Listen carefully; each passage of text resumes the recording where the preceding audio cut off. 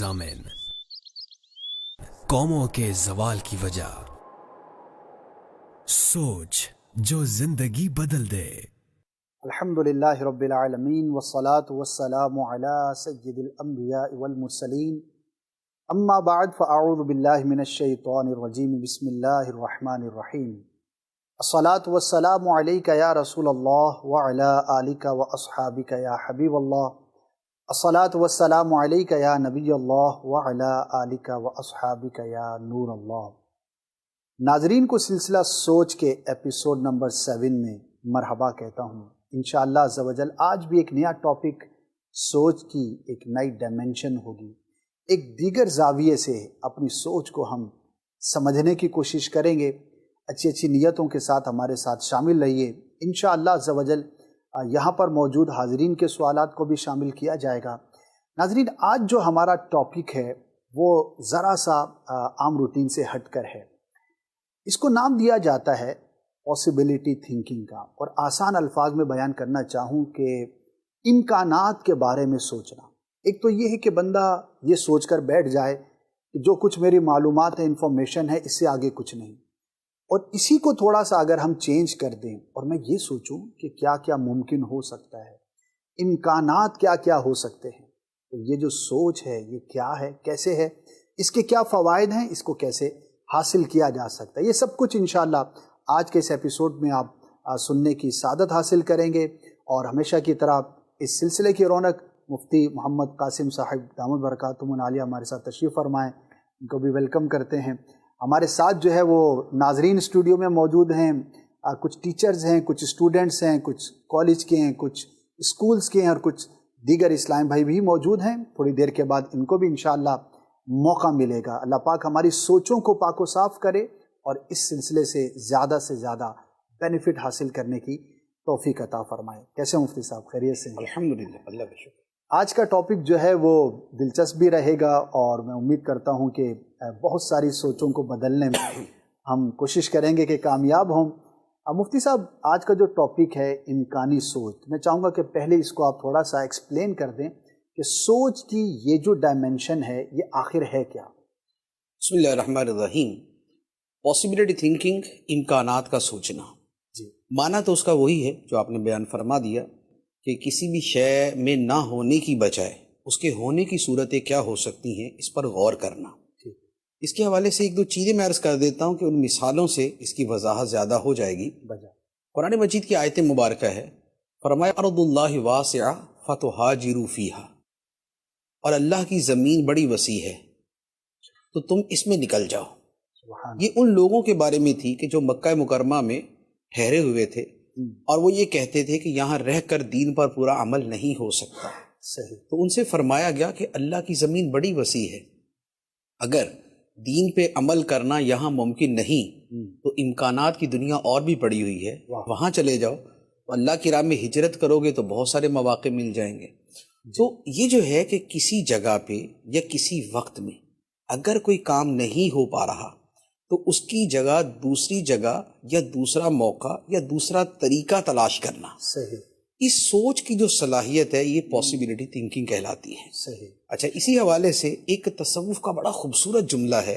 वाह। फरमाते हैं अत्तुरुकु इलल्लाहि अददु अनफासिल खलाइक, अल्लाह की तरफ जाने के रास्ते मखलूक की सांसों की तादाद के बराबर है। अल्लाह, यानी अल्लाह तक पहुँचने के रास्ते, खुदा का कुर्ब पाने का, उसकी रिजा पाने का, उसकी बारगाह में हाजिरी का, जो उसके हाजिरी के जो तरीके हैं, तो फरमाया कि मखलूक की सांसों की तादाद के बराबर है। वाह क्या बात। ये है इम्कानात।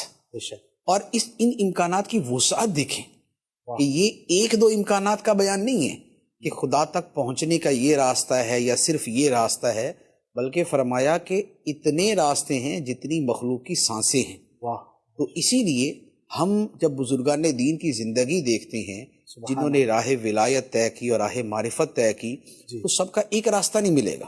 बेशक। किसी ने सारी ज़िंदगी कुरान मजीद की तिलावत की, किसी ने सारी ज़िंदगी ज़िक्र इलाही किया, किसी ने नवाफिल ज़्यादा पढ़े, किसी ने जो है वो खिदमत खल्क को अपनाया, किसी ने गरीबों की मदद को अपनाया, अच्छा किसी ने हज उमरा ज़्यादा किए, तो किसी ने मस्जिदें बनाई, کسی نے مسجد میں ہی زندگی گزار دی، کسی نے کتابیں لکھی، کسی نے دین کی خدمت کی. تو یہ مختلف جتنے حضرات تھے یہ سارے کے سارے اولیاء کرام تھے اور سب قرب الہی سے سرفراز ہوئے، لیکن ہر ایک کا راستہ جدا تھا. اگر کوئی یہ سمجھ کے بیٹھ جائے کہ نہیں با ایک ہی طریقہ ہے قرب الہی کا، اس کے علاوہ تو کوئی طریقہ نہیں، تو پھر ایک قسم کی جو کیٹیگری ہے وہ تو قرب پا سکتی ہے، بقیہ نہیں پا سکتی. جیسے اس کے لیے ایک عام سی بات سمجھے کہ اگر بادشاہ اور جو حکمران ہیں اگر یہ سوچنا شروع ہو جائیں کہ یار ہمیں بھی خدا کا قرب پانا ہے، ہمیں بھی خدا کی ولایت اور معرفت حاصل کرنی ہے، لیکن ہم تو نوافل نہیں پڑھ سکتے. ٹھیک ہے، ہم تو نوافل نہیں پڑھ سکتے. اچھا، اسی طرح ہم بھی اتنی کثرت سے ذکر اور دیگر جو عبادات کے معاملات ہیں یہ نہیں کر سکتے. تو بزرگان دین نے ان کے بارے میں کیا فرمایا؟ فرمایا کہ مخلوق کو انصاف فراہم کرنا اور مخلوق کو سہولیات فراہم کرنا خدا تک پہنچنے کا ان کے لیے یہی ذریعہ ہوگا. بہت جیسے آپ خلفائے راشدین کو دیکھ لیں، کیا بات ہے. صدیق اکبر رضی اللہ تعالیٰ عنہ خلیفہ بننے سے پہلے ان کی عبادات کے اور دیگر معمولات تھے، لیکن خلیفہ بننے کے بعد ان کی جو زندگی کا رخ تھا وہ بہت زیادہ نظام سلطنت، نظام حکومت اور اصلاح ریاست کی طرف ہو گیا، اور یہی ذریعہ ان کے قرب الہی کا ذریعہ تھا. یہی سیدنا عمر فاروق ہیں، یہی سیدنا عثمان غنی ہیں، یہی مولا علی ہیں.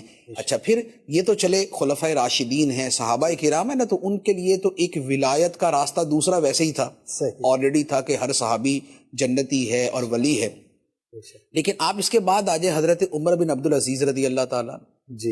اب حضرت عمر بن عبدالعزیز رضی اللہ تعالیٰ صحابی تو نہیں ہے کہ ان کو وہ شرف اور اس کی وجہ سے لیکن کیا تھا ان کا کہ انہوں نے 2.5 سال حکومت کی. لیکن اس 2.5 سال کی حکومت میں ملک میں ہونے والے سارے مظالم کا خاتمہ کر دیا. ظالم گورنر اور عمال اور جتنے بھی اس طرح کے لوگ تھے سب کو لگام ڈال دی. جو ان کی غصب شدہ زمینیں تھی ساری واپس لے لی. جو غریبوں کے حقوق تھے وہ ان کو دلوا دیے. علماء کو پروموٹ کیا، علم دین کو پھیلانا شروع کیا، حدیث مبارک کی خدمت کی. تو اب آپ دیکھیں کہ سلطنت کے حکمران ہیں، لیکن جو اس میں خدمات کی اسی کے نتیجے میں کیا ہوا کہ پہلی صدی کے مجدد قرار دیا جاتا ہے. کیا بات ہے. ہر صدی میں عمومی طور پہ ایک مجدد ہوتا ہے، ایک سے زیادہ بھی ہو سکتے لیکن عموماً ایک ہوتا ہے. اور آپ نے اسی سلطنت کے حاکم ہوتے ہوئے قرب الہی اور رضا الہی کا وہ راستہ لوگوں کو بتا دیا اور اس پہ عمل کیا کہ جو خدا تک پہنچنے کا راستہ بھی ہے اور حکمرانوں کے لیے بھی ہے. اسی لیے امام غزالی علیہ الرحمہ نے لکھا ہے کہ حاکم کے لیے سب سے بڑی عبادت، جو فرض عبادتیں ہیں وہ تو کرنی ہوتی ہے، جو اس سے ہٹ کر حاکم کے لیے سب سے بڑی عبادت ہے وہ اپنے رعایا کی خدمت ہے، وہ اپنے ملک کے لوگوں کی خدمت ہے. تو یہ بیسیکلی کیا ہے کہ جب آپ پاسبلٹیز کی طرف دیکھتے ہیں کہ جو کام آپ نے کرنا ہے اس کے ممکنہ راستے کیا ہیں، اس کے ممکنہ طریقے کیا ہیں، اس کے ممکنہ اوقات کیا ہیں، تو بعض اوقات ایک وقت میں ایک جگہ میں ایک طریقے سے ایک کام نہیں ہو سکتا، لیکن اسی کام کی 100 جگہ ہوتی ہیں، 100 اوقات ہوتے ہیں اور 100 طریقے ہوتے ہیں. تو یہ ہے امکان در امکان در امکان کی تلاش کرنا. یہ والی جو سوچ ہے بیسیکلی یہ پاسبلٹی تھنکنگ کہلاتی ہے. واہ، بہت خوب مفتی صاحب، آپ نے تعریف بیان کرنے میں ہی بہت سارے ٹاپکس کو کور کیا اور بڑا خوبصورت، یہ کتنا خوبصورت ہمارے سلسلے کی آپ کہہ سکتے ہیں ایک بات ہے کہ ہم اپنے سکلز کو، اپنی سوچ کو، اپنی دماغی صلاحیتوں کو جب بیٹر کریں اور اس میں اگزامپلز ہمارے سامنے قرآن و حدیث کی ہوں تو کیا بات ہے. ایک مسلمان کو اور کیا چاہیے. انشاءاللہ آگے چلیں گے تو اور بھی بہت ساری چیزیں ہم اس کو کور کرنے کی کوشش کریں گے.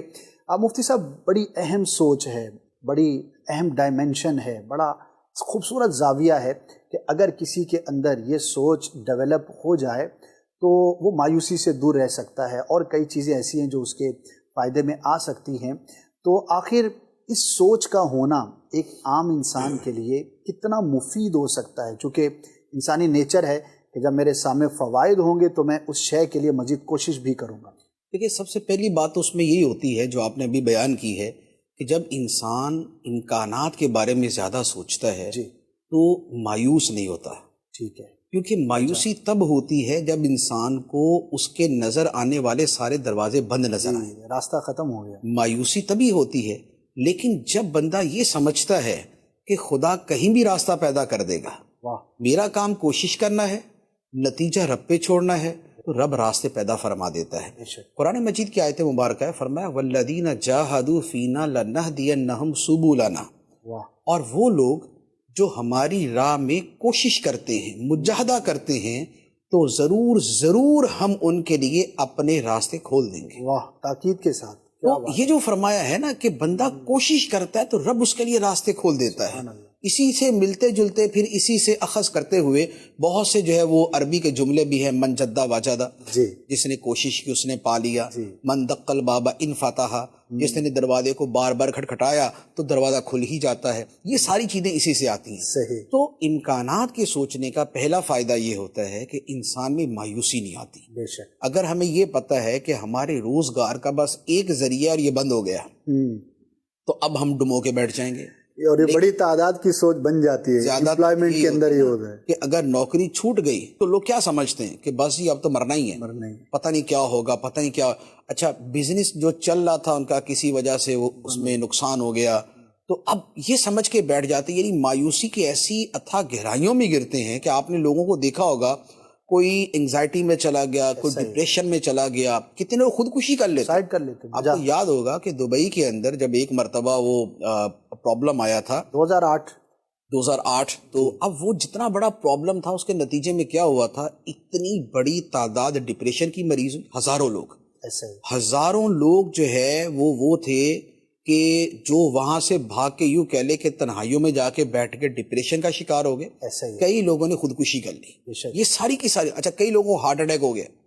میرے اپنے ایک دوست ہیں، ان کے والد صاحب کو ہارٹ اٹیک ہو گیا تھا اسی وجہ سے کہ ان کا جتنا بزنس تھا وہاں پر وہ سارا جب ایک مرتبہ وہ کلیش آیا اور سارے کا سارا ختم ہو گیا. تو اب کیا ہے کہ بیسیکلی پرابلم صرف یہ تھا کہ انہوں نے ایک دروازہ بند ہوتے دیکھ کے یہ سمجھ لیا کہ ساری دنیا ہی بند ہو گئی، دنیا ختم ہے ہمارے لیے، دنیا ختم ہے. حالانکہ دنیا ختم نہیں ہوئی تھی، دنیا بڑی وسیع تھی.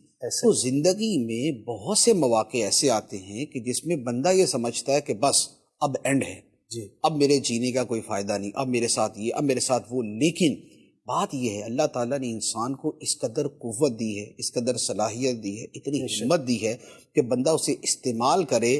تو جسے کہتے ہیں نا کہ at the end of the tunnel there is a light, کہ اس جو ہے نا وہ اس کے ٹنل کی آخر کے اوپر روشنی ہے، روشنی نظر آ جاتی ہے. اسی پہ مجھے ایک اور بات یاد آ گئی. قرآن مجید کی ایک آیت مبارکہ ہے، جیسے فیملی میٹرز کے اندر آپ یہ دیکھ لیں کہ طلاق سب سے بڑا ایشو ہوتا ہے. جی، بہت بڑا ایشو. میاں بیوی میں جدائی ہو جائے تو یہ یوں کہہ لے کہ کی زندگی ختم ہو گئی، ڈیزاسٹر ہو گیا. بعض اوقات یہ مرد کے لیے ڈیزاسٹر ہوتا ہے، بعض اوقات یہ عورت کے لیے ہوتا ہے، موسٹلی یہ عورت کے لیے ہوتا ہے. یہ اپنی جگہ ہے. لیکن قرآن مجید نے اس کو کیا بیان فرمایا؟ فرمایا کہ صلح صفائی کی کوشش کی جائے. صلح کے احکام بیان کیے، صلح کی کوشش کا بیان فرمایا. لیکن اس کے ساتھ یہ بیان فرمایا وَإِن يَتَفَرَّقَا يُغْنِ اللَّهُ كُلًّا مِّن سَعَتِهِ. اللہ سبحان اللہ. فرمایا اگر یہ میاں بیوی آپس میں جدا ہو جائیں، اللہ تعالیٰ اپنی وسعت سے ان کو ایک دوسرے سے غنی کر دے گا. بہت بڑی بات، بہت خوبصورت. ٹھیک ہے، یعنی یہ اتنا بڑا اللہ تعالیٰ کی طرف سے ایک فضل کا انعام ہے. آپ نے پورا ٹاپک چھیڑ دیا مفتی صاحب. اور یہ جو ڈائمنشن ہے ماشاءاللہ آپ بھی ہمارے ابھی ذہن میں آیا، کمال ہے مفتی صاحب. یعنی قرآن مجید کی آیت مبارکہ بیسیکلی یہ اسی کتنا بڑا سولوشن ہے. یعنی کہ اس موڑ پر اگر دیکھیں اور اس کو ممکنہ سوچ کے طور پر ہی ہم لے رہے ہیں، یعنی کہ ایسی جگہ کہ جس کے آگے تو لوگ کلام ہی نہیں کرتے، نہ بچوں کے لیے، نہ اپنے لیے، نہ کسی اور کے لیے. لیکن قرآن میں کیسا زبردست بیان ماشاءاللہ. تو یہ کئی جگہ پر اس طرح کے بعض کیسز میرے سامنے آئے کچھ جاننے والوں کے. تو میں نے ان کو یہی آیت مبارکہ پڑھ کے سنائی. واہ کیا بات. کہنے لگے واہ سبحان اللہ. تھے ماشاءاللہ مذہبی تھے، دینی سوچ رکھنے والے تھے. تو اب قرآن کی آیت، رب کا وعدہ، واہ. تو جو اس سے ایک سہارا ملتا ہے، جو اس سے ایک ہمت حوصلہ ملتا ہے، تو نے کہا یار کمال ہے یار. اللہ تعالیٰ فرما رہا ہے کہ اگر یہ دونوں جدا بھی ہو جائیں تو اللہ تعالیٰ اپنی وسعت سے، اپنے خزانوں سے ان کو ایک دوسرے سے غنی کر دے گا. اللہ. تو یہ ایک دوسرے کا، ان کا جو ہے وہ یہ نہیں ہے کہ ایک دوسرے کے بغیر مر ہی جائیں گے. جی، اللہ تعالیٰ ان کو جینے کے سہارے اور دے دے گا. تو یہ کیا ہے کہ یہ بیسیکلی اس کے پیچھے توکل، جی، اس کے پیچھے رب پہ بھروسہ، اس کے پیچھے ایمان کی پختگی، اور اس سے پیچھے امکانات کی دنیا، کہ بندہ امکانات کو سوچتا ہے کہ دنیا زندگی اس پہ اینڈ نہیں ہوتی، دنیا بڑی وسیع ہے. تو لہٰذا پاسبلٹی تھنکنگ کا ایک فائدہ یہ ہوتا ہے کہ انسان مایوس ہونے سے بچ جاتا ہے. اچھا، اس میں دو پہلو ہم اپنے ذہن میں رکھیں، کیونکہ ہم ایز اے مسلم کے سوچیں گے تو ہمارے سامنے پہلی چیز یہ ہوگی کہ اگر ایک امکان بند ہوا تو ہماری پہلی جو توجہ ہے وہ رب کی رحمت پہ جائے گی. کیونکہ امکانات کس نے پیدا کرنے ہیں؟ رب نے. یا امکانات کس نے پیدا کیے ہوئے ہیں؟ اللہ نے. امکانات ہمارے سامنے کون لائے گا؟ ہمارا دماغ ان امکانات کی طرف کس کی توفیق سے جائے گا؟ اللہ پاک. تو ہم پہلے اپنی اس سوچ کے اعتبار سے چلیں گے. صحیح. تو لہٰذا پہلے اللہ تعالیٰ پہ بھروسہ، اب اس کے بعد ہم اپنی عقل کا استعمال کریں گے اور ہمارے سامنے امکانات کی دنیا کھل کے سامنے آ جائے گی. تو ایک بنیادی فائدہ تو یہ ہو گیا. دوسرا کیا ہے کہ جب بندہ امکانات کا سوچنا شروع کرتا ہے تو چونکہ اللہ تعالیٰ نے دنیا بڑی وسیع بنائی ہے، دنیا میں مواقع لاکھوں نہیں کروڑوں ہیں، دنیا میں اسباب لاکھوں نہیں کروڑوں ہیں، تو ہم چونکہ پہلے سوچ نہیں رہے ہوتے تو ہم پھر محدود ہو جاتے. لیکن جب ہم اس سے آؤٹ آف دا باکس جاتے ہیں اب ہمیں نظر آتا ہے کہ یہ بھی اپارچونٹی ہے، یہ بھی طریقہ ہے، یہ بھی طریقہ ہے، یہ بھی طریقہ ہے، تو ہمیں امکانات کی دنیا ہمارے سامنے کھل جاتی. ایک دوسرا اس کے ساتھ کیا ہوتا ہے کہ ہمارے سامنے افراد آنا شروع ہو جاتے ہیں، ہمیں سپورٹر اس کے ملنا شروع ہو جاتے ہیں. اس کی بھی ایک مثال سیرت طیبہ سے عرض کروں کہ مکہ مکرمہ میں نبی پاک صلی اللہ تعالی علیہ وسلم نے 13 سال تک تبلیغ فرمائی، لیکن اس سے جو دین کا کام بڑے پیمانے پہ پھیلنا تھا وہ نہیں ہوا. تو نبی پاک علیہ الصلوۃ والسلام نے دیگر دوسری جگہ اور دوسرے افراد کے حوالے سے سوچنا شروع کر دیا، اور حکم الہی بھی یہ آ گیا کہ مدینہ منورہ ہجرت کر جائے. اب مدینہ منورہ نئی جگہ، نئے مواقع، نئے افراد، اور نبی پاک علیہ السلام نے اسی کو اویل کیا اور حکم ربی پہ عمل کیا. تو اس کا نتیجہ دیکھ لیں، آج ہم یہاں مسلمان بیٹھے ہوئے ہیں، پوری دنیا کے اندر اسلام پھیل گیا. کیا ہوا کہ اس کے پیچھے بنا بیسیکلی یہی کہ نبی پاک علیہ الصلوۃ والسلام نے دوسرے امکانات کی طرف جب آپ تشریف لے گئے تو اب افراد بھی مل گئے، اب جگہ بھی مل گئی، اب ریاست بھی مل گئی، اب حکومت بھی مل گئی، اب سارا کچھ ہوا اور مکہ فتح بھی ہوا. تو یہ اس کی چیز. اچھا، پھر ایک اور چیز ہوتی ہے کہ جب بندہ امکانات کو سوچنا شروع کرتا ہے نا تو اس کی سوچ وسیع ہوتی ہے.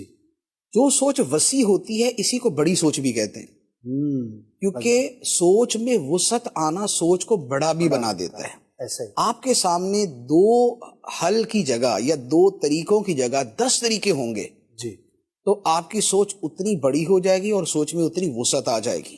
ضروری نہیں ہے کہ ہم نے اگر لاہور جانا ہے تو ہمیں صرف جہاز ہی لے کے جا سکتا ہے، بٹ ٹرین بھی لے جا سکتی ہے، بس بھی، کوچ بھی، کار بھی. اس سے آگے کی ترکیب تو خیر نہیں ہوتی، لیکن یہ والی چیزیں ہمیں کم از کم تو یہ ہے، کم از کم یہ. اچھا، پھر کیا ہے جب بندے کے سامنے امکانات بڑھنا شروع ہوتے ہیں تو اس کی جو ایوریج پرفارمنس ہے اس کے اندر بہتری آ جاتی ہے، اور وہ بھی کرنے میں کامیاب ہو جاتا ہے کہ جس کا عام حالات کے اندر تصور نہیں ہوتا. اب اس کی مثال عرض کروں کہ جیسے حضرت طارق بن زیاد رحمۃ اللہ علیہ جنہوں نے اسپین فتح کیا تھا، حضرت طارق بن زیاد رحمۃ اللہ علیہ جو ہے یہ جب گئے تو اب ظاہری اعتبار سے یہ 4-5 ہزار افراد تھے، کشتیاں تھی، آگے پورا ملک ہے، لیکن ان کے دل و دماغ کے اندر فتح کا بڑا قوی امکان موجود تھا. انہوں نے اسی امکان کو پکڑ لیا، پیچھے کشتیاں جلا دی. کشتیاں جلا کے اب اپنی فل پوٹینشل اور ایوریج پاور سے اور ایوریج پرفارمنس سے زیادہ قوت کے ساتھ جب انہوں نے آگے جا کے اپنی کارکردگی دکھائی، نتیجہ یہ ہوا کہ جبل الطارق اور وہ جو پورا جو ہے وہ فتح ہو گیا. اور کتنے ہی مواقع کے اوپر اسی طرح کی چیزیں سامنے آئیں. تو مسلمانوں کی جو بڑی بڑی ہستیاں ہیں نا، اگر ان کی سیرت دیکھیں آپ کو اس میں یہ نظر آئے گا کہ وہاں پر اگر عام طاقت اور عام تجزیے کے اعتبار سے آپ دیکھیں تو اس کا نتیجہ کچھ اور نکلنا چاہیے تھا، لیکن ان کے سامنے جو توکل علی اللہ اور جو امکانات کی دنیا تھی اس نے اتنے جہان کھول دیے کہ مسلمان بڑھتے گئے. کیا بات ہے مفتی صاحب، ماشاء اللہ. ناظرین، بہت سارے سلسلے کرنے کی سعادت ملتی ہے، حاضری رہتی ہے، لیکن ماشاء اللہ مفتی صاحب کے ساتھ جب بھی کوئی پروگرام کیا اور جب بھی حاضری ہوئی تو ایک بڑا خوبصورت ایک تصور بنتا ہے کہ قرآن و حدیث سے جو ریفرنسز آتے ہیں، یقین کریں آپ نے بھی بہت ساری چیزیں سنی ہوں گی، سنتے ہوں گے، ٹریننگز اور یہ وہ ساری چیزیں انسان اپنے حساب سے سیکھتا رہتا ہے، لیکن اللہ پاک کے قرآن سے اور پیارے آقا صلی اللہ تعالی علیہ وسلم کے فرمان سے جس چیز کو ریفرنس مل جائے تو اس پر ایک مسلمان کا اعتقاد بہت زیادہ بڑھ جاتا ہے۔ اب یہی طلاق والی بات دیکھ لیں، اور بھی چیزیں ہیں، اگر آپ اس پہ غور کریں گے تو ہماری عام جو نجی زندگی یعنی کہ یہ جو ہم گفتگو کر رہے ہیں یہ نیسیسری نہیں ہے کہ آپ جب تک طارق بن زیاد کی طرح رحمۃ اللہ تعالی علیہ کو بہت بڑے لشکر کے آپ امیر نہیں بنیں گے تو آپ پاسبلٹی تھنکنگ پہ عمل ہی نہیں کر سکتے۔ نہیں، it matters to your family as well. آپ کا چھوٹا سا گھر ہے، وہاں پر بھی چیزیں ہیں، انفرادی حیثیت سے، اب اپنی ذات کے اعتبار سے، اگر آپ انسٹیٹیوٹ میں ہیں تو اس کے اعتبار سے، ایون کہ اگر کوئی زراعت کے اندر کام کرتا ہے، کسان ہی کیوں نہ ہو، وہ بھی پاسبلٹیز پر کام کر رہا ہے، اس کے سامنے بھی موسم بدلتے ہیں، کبھی بارش ہے، کبھی گرمی ہے، کبھی سردی ہے، کبھی جو ہے بہت ساری چیزیں، لیکن جب تک وہ اس طرح کے ممکنہ تجاویز پر عمل کرتا رہتا ہے تو الحمدللہ اس کو بھی اس کا نفع ملتا ہے۔ بات ہے کہ اس سوچ کو اپنے اندر ہم ڈیولپ کریں۔ انشاءاللہ نیکسٹ کویسچن میرا یہی ہوگا کہ جب اتنی خوبصورت چیز ہے، اتنی بڑی طاقت ہے اور اتنے سارے مسائل کا حل ہے تو ہم اس کو کیسے پیدا کر سکتے ہیں، کیسے حاصل کیا جا سکتا ہے، کیا اسٹیپس ہم لیں کہ اس کو ہم اپنی زندگی میں بروئے کار لانے میں کامیاب ہو سکے۔ لیکن اس سے پہلے بڑھتے ہیں، یہاں پر جو اسٹوڈیو میں ہمارے ساتھ اسلامی بھائی موجود ہیں، دیکھتے ہیں کہ ان کی سوچوں میں کیا سوالات ہیں۔ جی، انزائٹی کے اندر لوگوں کی جو اسٹریس میں جو ہے سوچ محدود ہو جاتی ہے، تو اس میں عموماً لوگ خودکشیاں اور یہ ساری چیزیں اس کے اندر آتی ہیں، تو اس کے لیے انسان کو کیا کرنا چاہیے اس سے بچنے کے لیے؟ جی مفتی صاحب، تھوڑا سا اس ٹاپک سے مختلف ہے، لیکن سوال ہے کہ انزائٹی اور یہ جو اسٹریس ہوتا ہے تو اس کا ہم کیسے حل کر سکتے ہیں؟ انگزائٹی بیسیکلی مایوسی ہی کی ایک ایڈوانس صورت ہوتی ہے، اور سٹریس بڑھتے بڑھتے، ذہنی دباؤ بڑھتے بڑھتے انگزائٹی میں بدل جاتا ہے، اور علامات تو اس کی یوں ہوتی ہیں کہ انسان ذرا تنہائی زیادہ پسند کرتا ہے، کسی سے ملنے کو دل نہیں کرتا، اور مایوس کن خیالات ہی اس کے دماغ پہ زیادہ چھاتے ہیں، موت کی طرف اس کا رجحان ہوتا ہے، مرنے کو دل کرتا ہے۔ یہ انگزائٹی کی حد ہے۔ ڈپریشن اس سے زیادہ سخت قسم کی پوزیشن ہوتی، اس میں اس سے زیادہ چیزیں آ جاتی، اس میں پھر بیٹھے بیٹھے رونا شروع کر دینا، دل گھبراہٹنا شروع ہو گیا، یہ ساری چیزیں ہوتی۔ تو دیکھیں انگزائٹی کے حوالے سے جو آسان حل ہے وہ یہ ہے کہ اس میں فزیکلی اور اسپرچولی دونوں طرح اس کو ٹریٹ کیا جائے۔ فزیکلی یہ ہوتا ہے کہ جو انگزائٹی کی وجہ سے وہ تنہائی پسند ہو رہا ہے، وہ اس تنہائی سے نکلے اور وہ لوگوں سے ملے، اور ان لوگوں سے ملے کہ جن کو مل کے اسے خوشی ہوتی ہے اور اسے سکون ملتا ہے۔ تو اصل تنہائی کا توڑ کرے ایک۔ دوسرے نمبر پر یہ ہے کہ فزیکلی اعتبار سے ہی تھوڑی سی واک کرنا اور تھوڑی سی گرینری کے اندر جانا اور نیچر میں جا کے بیٹھنا، جیسے سمندر کے کنارے بیٹھ گیا یا کسی پارک میں، باغ میں، اور خاص طور پہ صبح کے ٹائم پہ جب اس کو فریش ایئر ملے، آکسیجن ملے، اس کے دماغ کے خلیے جو ہے وہ آکسیجن کو ایبزارب کریں، تو یہ والی فزیکل چیزیں۔ تیسری اس کے ساتھ یہ بھی ہو جاتا ہے کہ بعض اوقات یہ لیول ایسا ہوتا ہے، اسٹیج ایسی ہوتی ہے کہ جس کے اندر کوئی نہ کوئی ٹیبلٹ وغیرہ بھی لینی پڑتی ہے، وہ ڈاکٹر کے مشورے سے ہے۔ تو یہ تو ہے اس کے فزیکلی جو ہے وہ جو کر سکتا ہے۔ اسپرچولی یہ ہوتا ہے کہ دیکھیں اگر توکل مضبوط ہے تو انگزائٹی کبھی پاس نہیں آتی۔ آپ نے کبھی کسی ولی اللہ کے بارے میں نہیں سنا ہوگا کہ اسے انگزائٹی کا پرابلم ہوا یا اس کو یہ مرض ہوا۔ وجہ یہ ہے کہ ان کا توکل اتنا مضبوط ہوتا ہے، تو وہ یہ کہتے ہیں کہ بھائی جب رب نے ہی سارا کچھ کرنا ہے اور ہم نے اپنا معاملہ اللہ کے حوالے کر دیا تو پھر پرابلم کس چیز کا۔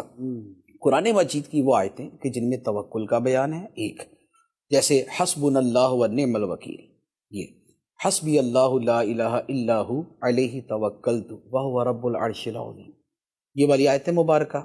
اور اس کے علاوہ وہ بزرگان دین کے واقعات یا انبیاء علیہم السلام کے واقعات کہ جن میں تائید الہی، اللہ کی مدد ایسے مواقع پر آئی کہ جہاں پر ظاہری اسباب بالکل نہیں تھے، جیسے نبی پاک علیہ السلام غار ثور میں تھے، ظاہری اسباب نہیں تھے ان کفار سے بچنے کے، لیکن اس وقت بھی سرکار نے کیا فرمایا تھا؟ لا تحزن ان اللہ معنا، اے ابو بکر فکر نہ کر، غم نہ کر، بے شک اللہ ہمارے ساتھ۔ حضرت موسیٰ علیہ السلام جب آپ اپنی قوم کو لے کے نکلے اور پیچھے فرعون اپنے لشکر کے ساتھ آ گیا تو وہاں پر قوم نے تو رونا دھونا شروع کر دیا کہ مارے گئے، پیچھے لشکر آ رہا ہے، لیکن موسیٰ علیہ السلام نے کیا فرمایا؟ فرمایا انا معی ربی سیہدین، بے شک میرے ساتھ میرا رب ہے تو وہ میری رہنمائی کرے گا۔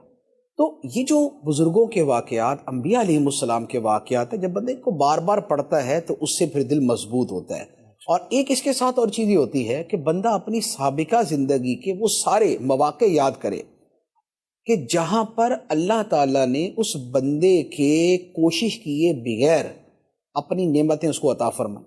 بے شک آخر جب ہم پیدا ہوتے ہیں تو ہماری کوشش سے ہمیں کیا ملتا ہے؟ جو ہمیں اس وقت کھانا ملتا ہے، جو دودھ ملتا ہے، جو کپڑے ملتے ہیں، جو رہائش ملتی ہے، جو گرمی سردی سے بچنا ملتا ہے، جو بچپن میں ہمیں ہزاروں نعمتیں ملتی ہیں، جو سر سے لے کر پاؤں تک ہمارے پاس نعمتیں ہیں، یہ ہماری کس کاوش سے ہے؟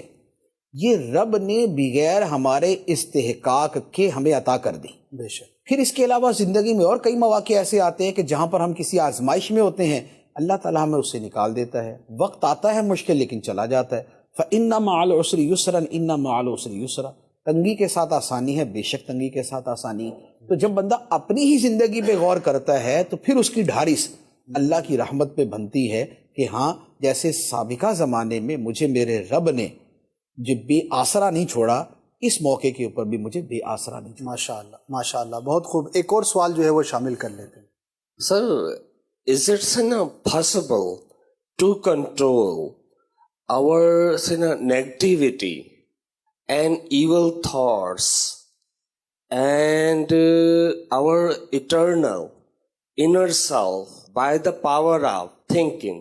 یہ تقریباً اسی کا جواب تھا جو ابھی ان کو میں نے پیش کیا ہے کہ ہم اپنی سوچوں کو کیسے کنٹرول کر سکتے ہیں اور ہم اپنی جو نیگیٹیوٹی ہے مائنڈ کی، اسے ہم کیسے کنٹرول کر سکتے ہیں۔ تو یہ بیسیکلی اسی کے طریقے ہیں کہ آپ جو نیگیٹو تھاٹس ہیں ان کو کنٹرول کرنے کے دو طریقے ہو سکتے ہیں اگر آپ نے تھاٹ کے لیول پر ہی اس کو سوچنا ہے۔ جی ویسے تو یہ ایک پورا ایک ٹاپک ہے کہ ہماری جو پریشانیاں ہوتی ہیں یا ہماری جو نیگیٹیوٹی ہوتی ہے، یہ ریالٹی کے لیول پہ ہے، فیکٹ کے لیول پہ ہے، یا صرف تھاٹ کے لیول پہ ہے؟ تو زیادہ تر تھاٹ کے لیول پہ ہوتی ہے، ریالٹی کے لیول پہ نہیں ہوتی۔ اگر ہم ماضی کی کسی چیز کو یاد کر کے دکھی ہو رہے ہیں تو ماضی تو گزر چکا، ابھی تو ہمیں کوئی سوئی نہیں چبھو رہا۔ جی ٹھیک ہے، ہمیں کسی زمانے میں ہمارا کوئی دنیا سے چلا گیا تھا یا ہمیں کوئی چوٹ لگ گئی تھی، تو وہ جب لگی تھی اور جب ہوا تھا تب ہوا تھا، ابھی تو کچھ نہیں ہو رہا۔ یا ہم مستقبل کے بارے میں سوچ کے پریشان ہو رہے ہوتے ہیں جو کہ ابھی ہوا ہی نہیں ہے، تو وہ بھی تھاٹ کے لیول پہ ہے، یہ بھی تھاٹ کے لیول پہ ہے۔ اور جو اس وقت ہم محسوس کر رہے ہیں اس میں بھی ہمیں یہ دیکھنا ہوتا ہے کہ جو میں سوچ رہا ہوں کیا ہر بندہ وہی سوچ رہا ہے؟ ایک ہوتی ہے ریالٹی کہ کسی کے تھپڑ ماریں گے تو اسے تکلیف ہوگی، اب وہ زید، عمر، بکر، خالد میں آپ جس کے بھی ماریں گے اسے تکلیف ہوگی۔ ایک یہ ہے کہ کوئی اسمیل آئی، دوسرا بندہ آرام سے بیٹھا ہوگا، ٹھیک ہے یار ہوتی ہے کیا اس میں، لیکن ایک کہہ رہا کہ کیوں آئی۔ تو یہ ابھی جو چیز پائی جا رہی ہے اس میں بھی یہ فرق ہوتا ہے کہ ریالٹی کے لیول پہ ہے یا تھاٹ کے لیول پہ۔ تو جو چیز تھاٹ کے لیول پہ ہو اس کو پھر وہیں سے حل کیا جاتا ہے، اس میں پھر آگے جو سرکل آف کنسرن اور سرکل آف انفلوئنس، پھر یہ آگے دو چیزیں آ جاتی ہیں کہ بھائی جہاں پر ہماری چلتی ہے یہ ہے سرکل آف انفلوئنس، تو یہاں پر ہم کچھ کریں۔ سرکل آف کنسرن وہ ہے جہاں ہماری چلنی نہیں ہے، وہ ہونا ہی ہے جو ہونا ہے، تو پھر وہاں پر صبر کرنا ہوتا ہے۔ تو ایک تو تھاٹ کے لیول پہ ہم یوں اپنے آپ کو سمجھا سکتے ہیں، دوسرا اس کے ساتھ وہی چیزیں ہیں جو میں نے باقی ساری عرض کی ہیں کہ اگر ہمارا توکل مضبوط ہے، ہمارا رب سے رابطہ جو ہے وہ مضبوط ہے، ہمارا دین کے ساتھ رابطہ مضبوط ہے، ہمیں کسی تکلیف یا کسی آزمائش کے بھی جو دینی پہلو اور اخروی پہلو ہیں ان پہ ہماری نظر ہے تو وہ تکلیف ہمارے لیے کم ہو جاتی ہے۔ جیسے وہ ایک بزرگ کی اہلیہ تھی تو وہ جا رہی تھی تو ان کو ٹھوکر لگی تو پاؤں کا ناخن ٹوٹ گیا، تو وہ ہنسنے لگی، تو کسی نے کہا کہ یہ ہنسنے کا مقام ہے، آپ کے پاؤں کا ناخن ٹوٹ گیا۔ تو انہوں نے کہا کہ ناخن ٹوٹنے کی تو تکلیف ضرور ہے، لیکن اس پر جو رب نے ثواب عطا فرمانا ہے میں اسے یاد کر کے ہنس پڑی. واہ سبحان اللہ. کیا تو جب آپ کی نظر کسی بڑی شے پہ ہوتی ہے تو چھوٹی چیز آپ کو پھر بہت چھوٹی لگنا شروع ہو جاتی ہے. ہم جب انویسٹمنٹ کرتے ہیں، انویسٹمنٹ میں ہم پیسے دے دیتے ہیں، لاکھ روپیہ دیا، جی لاکھ روپیہ دینا بظاہر تو دینا ہی ہے نا، پتہ نہیں ملے گا یا نہیں ملے گا، لیکن چونکہ ہمیں یہ امید ہوتی ہے کہ 1.5 لاکھ واپس ملے گا، 2 لاکھ واپس ملے گا، تو ہمیں اس 1 لاکھ روپے دیتے ہوئے کوئی تکلیف نہیں ہوتی. آپریشن کروانے والا کیا کروانے جا رہا ہے؟ چیڑ پھاڑ کروانے جا رہا ہے. اس کا بدن کاٹیں گے، چھریاں اس میں گھسوئیں گے، اور اس میں جناب چاقو چلائیں گے، اور اس میں کینچی چلائیں گے، سب کچھ ہوگا، لیکن اس کو پتا کہ بھائی اس کے بعد مجھے شفا مل جائے گی، مستقل عذاب سے میری جان چھوٹ جائے گی. تو کیا ہے کہ اگر نتیجے پہ نظر ہو تو پھر یہ والی تکلیف اس کے لیے ہلکی ہو جاتی ہے. تو سوچ کو بیسیکلی سوچ کے ساتھ بدلا جاتا ہے، نیگیٹو کو پازیٹیو کے ساتھ بدلا جاتا ہے، یا اس کے نتائج و ثمرات کو دیکھا جاتا ہے، یا یہ دیکھا جاتا ہے کہ بھائی دنیا جنت میں تو رہ نہیں رہے، کہ کوئی تکلیف ہی نہیں آنی، کوئی پریشانی نہیں آنی، یہ جنت میں ہی ہوگا. دنیا میں باہر یہ ہمی نمی جو ہے نا یہ چلنی ہے، جب چلنی ہے تو ٹھیک ہے پھر ماشاء اللہ. بہت خوب ماشاء اللہ. اللہ تعالیٰ ہمیں اپنی سوچوں کو کنٹرول کرنے اور پازیٹیو رکھنے کی توفیق عطا فرمائے. مفتی صاحب یہ ارشاد فرمائیے کہ کیا سٹیپس ہو سکتے ہیں فرام ویئر ٹو سٹارٹ؟ آخر یہ ممکنہ سوچ جو ہے اس کی کوالٹی میرے اندر پیدا ہو جائے تو میں اس کو کس طرح سے سٹارٹ کروں اور کس لیول پر میں اس کو لے جا سکتا ہوں؟ اسے حاصل کرنے کا طریقہ جو ہے نا تقریباً وہی ہے جو ہم نے پہلے بھی ایک سلسلے میں بیان کیا تھا، جی کہ یا تو آپ پرابلم سوچ لیں یا حل سوچ لیں. ٹھیک ہے.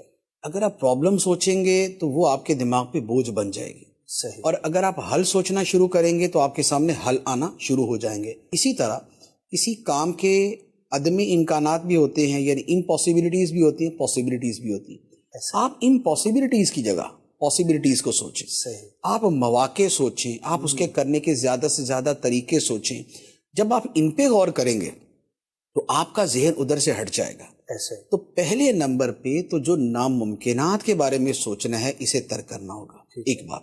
دوسری بات یہ ہے کہ وہ لوگ کہ جو عام طور پہ مایوسی کی باتیں کرتے ہیں، جی یا وہ زندگی میں ناکام ہو چکے ہیں اور ناکامی ہی کی باتیں کرتے ہیں، آپ ان کی صحبت سے ذرا دور ہو جائیں، اور جو امید پرست، جو امید رکھنے والے لوگ ہیں وہ، اور جو زندگی میں کامیاب لوگ ہیں، آپ ان کے پاس بیٹھنا شروع ہو جائیں.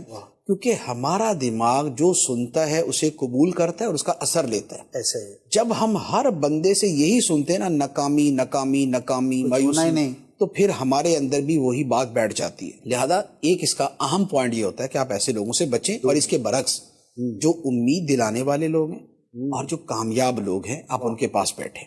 پھر اس کے ساتھ ایک اور چیز ہوتی ہے کہ جو کامیاب لوگ ہیں جیسے ان کے پاس بیٹھنا تو ایک بہت ہی بڑی چیز ہوتا ہے نا. جی. یعنی کسی کامیاب آدمی کے پاس بیٹھ کے جو انرجی ملتی ہے وہ دیٹس اے ڈفرنٹ تھنگ. جی. لیکن اگر بالفرض یہ نہ ملے تو پھر جو کامیاب لوگ ہیں ان کی سیرت پڑھیں، واہ ان کی بایوگرافی پڑھیں، ان کے حالات زندگی پڑھیں. کیسے وہ بہت سے لوگ اب جیسے ہم بزرگان دین کا پڑھتے ہیں تو ایسا جوش پیدا ہوتا ہے. علامہ ابن جوزی رحمۃ اللہ علیہ نے ایک جگہ لکھا ہے، فرماتے ہیں کہ میں نے جب سلف صالحین کی سیرت پڑھی جی تو میں نے جب ان کی عبادت پڑھی تو میرے اندر تھا کہ میں ان جیسا عابد بن جاؤں. صحیح. جب میں نے علماء کو پڑھا تو میرے دل میں آیا کہ اتنا بڑا عالم بن جاؤں. جب میں نے محدثین کو پڑھا تو دل کیا اتنا بڑا محدث بن جاؤں. اتنا کچھ کر کے پھر وہ فوکس تھنکنگ والا معاملہ آ گیا کہ سارا کچھ نہیں ہو سکتا، لہذا جتنا ہو سکتا ہے میں اتنا کرنے کی کوشش کروں. لیکن اس کا جذبہ جو موٹیویشن ہے، جو موٹیویشن ملتی ہے وہ تو اتنی زیادہ ہے کہ خود قرآن مجید کے اندر جو کامیاب لوگ اور بڑے لوگ اور با حوصلہ لوگ ہیں، اللہ تعالیٰ نے ان کا بیان کر کے کیا فرمایا؟ ایک جگہ تو فرمایا فَاصْبِرْ كَمَا صَبَرَ أُولُو الْعَزْمِ مِنَ الرُّسُلِ. سبحان اللہ، سبحان کہ اے حبیب صبر کرو جیسے عزم والے حوصلے والے رسولوں نے صبر کیا. واہ مثال. تو یہ ریفرنس عزم والوں اور حوصلے والوں رسولوں کا دیا گیا. بہت خوب. دوسرا جو قرآن مجید میں یہی واقعات ہیں اسی کے بارے میں قرآن مجید کے اندر ہے، فرمایا وَكُلًّا نَقُصُّ عَلَيْكَ مِنْ أَنْبَاءِ الرُّسُلِ. یہ جو رسولوں کے قصے ہم آپ کے سامنے بیان کرتے ہیں، واقعات، فرمایا کیوں بیان کرتے ہیں؟ تاکہ آپ کے دل کو مضبوط کریں. واہ. اور یہ کس کو؟ امام الانبیاء کو کہا. سرکار دو عالم صلی اللہ تعالی علیہ وآلہ وسلم کو. تو ہم یہ قصے اس لیے بیان کرتے ہیں تاکہ آپ کے دل کو مضبوط کریں. تو یہ ہوتا ہے جب آپ کامیاب ہستیوں کا، کامیاب لوگوں کا پڑھتے ہیں. اب وہ اپنی اپنی فیلڈ کے اعتبار سے ہو جائے گا. مذہبی فیلڈ میں مذہبی لوگوں کے اعتبار سے، دنیاوی فیلڈ میں دنیاوی اعتبار سے، حکمرانوں کی فیلڈ میں حکمرانوں کے اعتبار سے.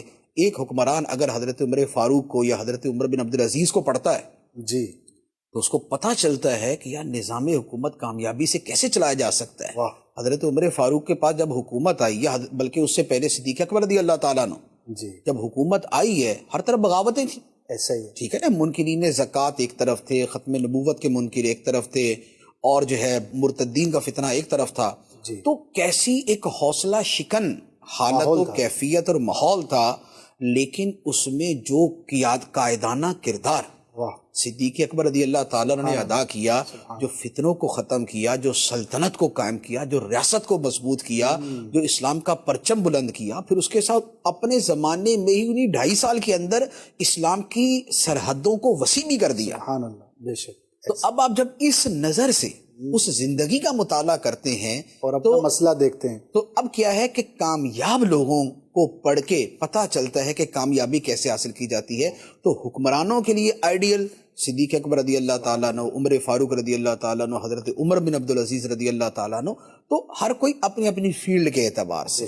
تو یوں بڑے لوگوں کی بایوگرافیز پڑھنا یہ بہت زیادہ پاور دینے والا ہے. ایک اس کے ضمن میں اور نقطہ بھی عرض کر دوں میں ایک کے ساتھ، وہ یہ ہے کہ اپنی زندگی کا جو گول ہے جی وہ ایوریج سے تھوڑا سا اوپر بنائیں. اچھا. ایک ہوتا ہے کہ ہمیں نظر آ رہا ہے یار اتنا سا کر سکتے ہیں تو اتنا ہی کریں گے. صحیح. آپ اس سے تھوڑا سا اوپر کا سوچیں. بڑا سوچ. وجہ یہ ہے کہ بیسیکلی تو جو ہماری صلاحیتیں ہیں وہ اوپر کی ہی ہوتی ہیں. صحیح. لیکن ہم اپنی کم حوصلگی کی وجہ سے ہم اسے نیچے سوچ رہے ہوتے ہیں، ہماری کوشش کم ہو جاتی. ہماری کوشش کم ہو جاتی. لیکن جب آپ نے اپنی ایوریج پوٹینشیل سے اوپر سوچا تو اب آپ کی جو کوششیں ہوں گی وہ بھی آپ کی ایوریج صلاحیت سے اوپر چلی بڑھ جائیں جائیں گے. تو لہذا اب آپ کے سامنے جو پاسبلٹیز کو زیادہ سے زیادہ آپ نے تلاش کرنا ہے، ڈسکور کرنا ہے، وہ آپ کے ایوریج گول سے اوپر جانے کی صورت. واہ ماشاء اللہ ماشاء اللہ. بہت خوب. اللہ پاک ہمیں بھی سعادت عطا فرمائے. اور انبیاء اولیاء کی سیرت کا پڑھنا، یہاں پر مفتی صاحب ہی کی کتاب کا میں حوالہ اور ترغیب بھی ضرور پیش کروں گا. سیرت انبیاء، جو دیگر انبیاء تھے ان کی حالات زندگی پر ون آف دا بیسٹ بک ان اردو. بڑی شاندار کتاب ہے، مکتبۃ المدینہ نے جاری کی ہے. اس کو حاصل کریں، اس کو پڑھیں. اور اولیاء کرام کی سیرت پر تو بے شمار کتابیں ہیں، لیکن جو میری پسندیدہ کہہ لیں یا کہیں کہ one of the most effective book تذکرۃ الاولیاء، شیخ فرید الدین عطار رحمۃ اللہ تعالی علیہ کی کتاب ہے. بہت زیادہ طویل بھی نہیں ہے لیکن بڑی افیکٹو ہے، بڑی شاندار ہے. یا جو آپ کو پسند ہو، اوتھینٹک رائٹر کی ہونی چاہیے، صحیح عالم کی لکھی ہوئی ہونی چاہیے، تاکہ اس سے ہم کما حق و فائدہ حاصل کر سکیں. تو ان کی سیرتوں کا پڑھنا ہمارے لیے بہت ساری ڈائمینشنز ہیں. اور سچی بات یہ ہے کہ سوچ پر ہم نے ان کی سیرتوں کو اس طرح سے کب دیکھا، کب غور کیا. ہمارے کئی ایسے پرابلمز ہیں، مسائل ہیں جو مختلف مثالوں میں ہمارے ذکر ہوئے، وہ تو انہی کی سیرت کو دیکھ کر ہم حل کر سکتے ہیں. اللہ پاک ہمیں توفیق عطا فرمائے اور اپنے بزرگوں اور اسلاف کی سیرت کو اس نظر سے بھی پڑھنے کی، دیکھنے کی توفیق عطا فرمائے. جب ہم یہ بات کر رہے ہیں کہ پاسبلٹی تھنکنگ کریں، آپ امکانات کے بارے میں سوچیں، بڑا سوچیں، ایوریج سے زیادہ سوچیں، تو از دیر اینی لمٹ یا انلمیٹڈ آپ سوچ سکتے ہیں؟ تو اس کے بارے میں آپ کیا فرمائیں گے، شرعی حوالے سے بھی اور انسانی صلاحیتوں کے اعتبار سے بھی؟ دیکھیں بات یہ ہے کہ ایک ہوتی ہے جو اگر شرعی اعتبار سے غور کرے تو کچھ چیزیں ہوتی ہیں جسے کہا جاتا ہے محال شرعی. ٹھیک ہے. محال شرعی کا مطلب یہ ہے کہ شریعت کی طرف سے یہ بات آ چکی ہے کہ یہ کام نہیں ہو سکتا. ٹھیک ہے. ٹھیک ہے. لہذا اس کے بارے میں سوچنا جو ہے وہ جائز ہی نہیں ہوتا، بلکہ بعض صورتوں میں اس کا حکم بڑا سخت ہو جاتا ہے. Very important. جیسے مثال کے طور پہ نبی پاک علیہ السلام کے آخری نبی کے طور پہ تشریف لانے کے بعد اب کسی کا نبی بننا یہ ممکن نہیں. صحیح.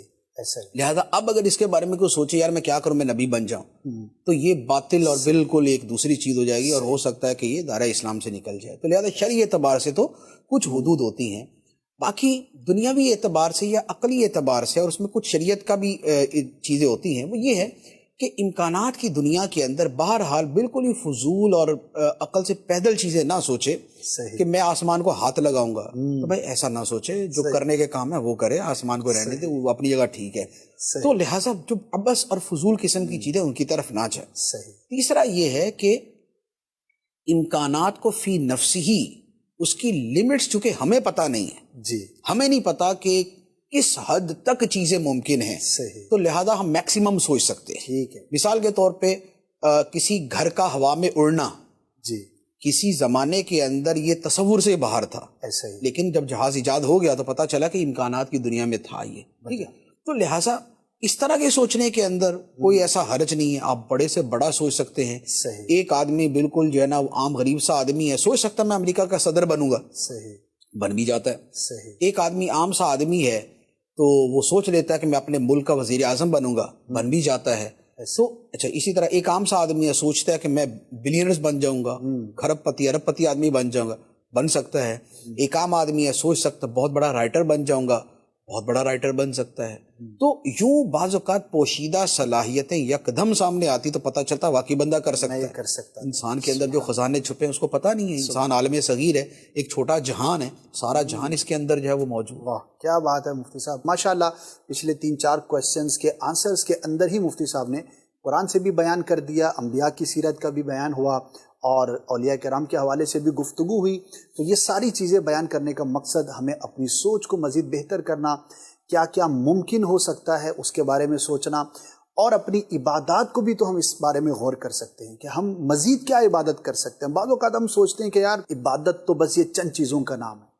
نہیں جناب, ہماری پوری زندگی اور ہر وہ کام جس کو شریعت نے اپروو کیا ہے, جو کہ کم از کم مباح کے درجے میں ہے, اس کو ہم عبادت بنا سکتے, اس کو مستحب بنا سکتے, اس پر ہم ثواب حاصل کر سکتے ہیں. آپ سوچیں تو صحیح, ہمارے علم کی کمی ہوتی ہے اور سوچنے کی کمی ہوتی ہے, ہم بہت سارا اپنا نقصان کر رہے ہوتے ہیں. اس پہ بہت ساری مثالیں دی جا سکتی ہیں, لیکن وقت ہمارے اختتام کو پہنچا. اللہ پاک آج کی اس حاضری کو بھی قبول فرمائے اور ہماری سوچوں کو پازیٹیو رکھنے کی ہمیں توفیق عطا فرمائے.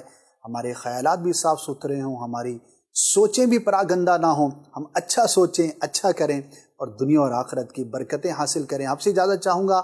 نیکسٹ ایپیسوڈ میں there would be a new topic, ایک نئی ڈائمنشن ہوگی, نئی گفتگو ہوگی. مدنی چینل دیکھتے رہیے. صلو علی الحبیب صلی اللہ تعالی علی محمد صلی اللہ علیہ وآلہ وسلم. آج الحمدللہ اس پروگرام میں بہت کچھ سیکھنے کو ملا ہے ہمیں. سب سے پہلے یہ ہے کہ سوچ کے حوالے سے آج کل جو ہے لوگ کافی پریشان رہتے ہیں. تو آج مفتی صاحب کی جو باتوں سے ہم نے سیکھا ہے کہ اپنی سوچ کو جو ہے محدود نہ رکھیں, مزید جو ہے اپنی سوچ کو ترقی دیں, آگے سوچیں. اور بالخصوص مدنی چینل میں جو پروگرامس آتے ہیں اس کو ضرور دیکھنا چاہیے ہمیں. اس سے یہ کہ جیسا کہ اب ہمارے سامنے یہ پروگرام ہے الحمدللہ, اس سے بہت کچھ سیکھنے کو ملا. تو ہمیشہ یہی ہے کہ اپنے آپ کو بہتر رکھیں اور دوسروں کو بھی گائیڈ لائن دیں کہ آپ کی جو سوچ ہے بالکل وہ ہے محدود نہ رکھیں, بلکہ آگے ترقی کریں. اس سے جو ہے موٹیویشنل جو اسپیچ ہوتے ہیں اس کو ہم سن سکتے ہیں, جیسے کہ مفتی صاحب ہیں, حاجی عبدالحبیب صاحب ہیں, ان کو جو ہے ہم فالو کر سکتے ہیں. آج مفتی صاحب کے اس سلسلے سے نا بہت ساری گائیڈنس ملی ہے کہ ترقی یافتہ لوگوں میں آنا کیسے ہے, اپنی ڈائمینشنز کو پھیلانا کیسے ہے, سوچوں کو بڑا کیسے کرنا ہے. کچھ لوگ چھوٹی چھوٹی باتوں سے مایوس ہو کر بالکل پریشانی کے عالم میں چلے جاتے ہیں. تو ان چیزوں سے بچنا ہے. یہ مفتی صاحب کی ان چیزوں سے مجھے ماشاءاللہ خود بھی بہت جذبہ ملا ہے. آج سلسلہ الحمدللہ رب پر توکل, یعنی کہ ایک مرد اور عورت کے الگ ہو جانے کے بعد بھی میرے رب نے ہمارے لیے کیا احسانات فرمائے, قرآن شریف میں کیا مفتی صاحب نے اس طریقے سے ہمیں سمجھایا. اور الحمدللہ بڑا رب پر ایک توکل, ایک بھروسہ رکھنے کا ایک ذہن دیا گیا الحمدللہ. تو میں آپ تمام اسلامی سے گزارش کروں گا کہ مفتیان کرام کی صحبت میں بیٹھنا, ان کو سننا الحمدللہ کافی ہمیں فائدہ دیتا ہے. ماشاءاللہ بہت ہی زبردست پروگرام ہے یہ مدنی چینل کا بنام سوچ. اور سب سے اچھی بات یہ کہ اس کے گیسٹ مفتی قاسم اتاری ہیں, اور ماشاءاللہ قرآن و حدیث اور بزرگان دین کے اقوال کے ساتھ ساتھ لوجیکلی بھی وہ ہمیں مثالوں کے ذریعے سے اس میں بہت ہی اچھے انداز سے ہمیں سمجھاتے ہیں.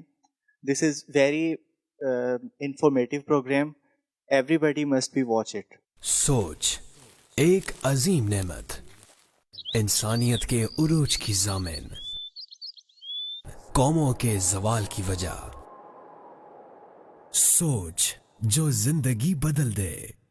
मसाजिद की तामीर और आबादकारी ईमान की अलामत है। मसाजिद दीन इस्लाम में एक अजीम दीनी शिआर हैं। इनको आबाद करना दुनिया और आखिरत की भलाई का जरिया और कामयाबी है। मसाजिद को कैसे आबाद किया जाए, वो क्या जराए हैं जिससे मसाजिद की अहमियत उजागर की जाए, ये सब जानने के लिए देखना न भूलिए प्रोग्राम जिंदगी का मकसद, आज रात 10 बजे, जिसका मौजू होगा मस्जिद की आबादकारी, बराह रास्त मदनी चैनल पर।